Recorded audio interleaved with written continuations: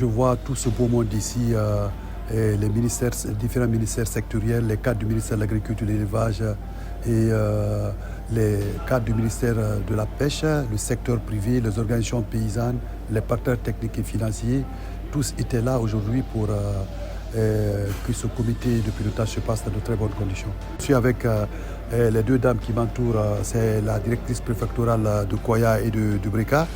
Et nous sommes avec elle depuis hier. Nous sommes sortis de Conakry, on a visité un peu des producteurs dans la zone de Bafereya, quelqu'un qui avait à peu près 100 hectares.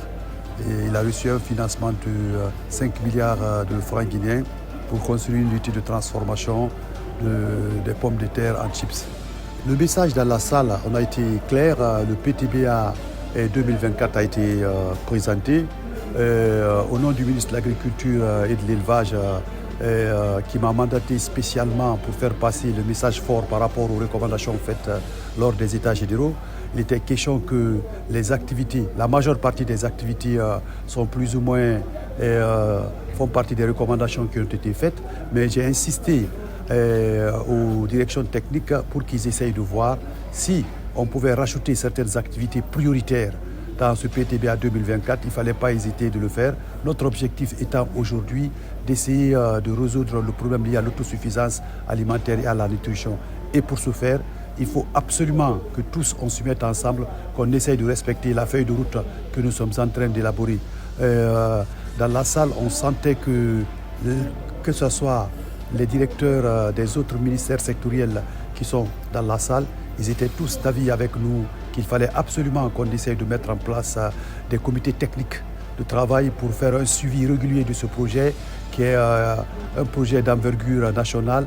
Et puis, pour préparer aussi la phase 2.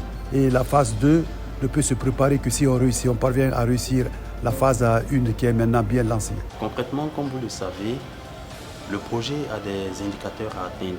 Pour pouvoir atteindre ces indicateurs, il faut dérouler des activités. Pour pouvoir dérouler les activités, il faut que le PTBA soit validé et qu'il ait l'anneau de la Banque mondiale. Donc aujourd'hui, j'attends que les discussions aboutissent vraiment à la validation de ce PTBA et que le PV soit sanctionné conséquemment. Je tiens d'abord à remercier les bénéficiaires qui ont su faire preuve de patience par rapport à toutes les activités que le projet a connues. Aujourd'hui que le projet est restructuré, qu'il est validé et que le COPIL est en train de se tenir en ce moment, je voudrais dire aux bénéficiaires que la vitesse de mise en œuvre du projet va changer. Il va changer dans ce sens que toutes les activités qui ont été planifiées vont rapidement être exécutées.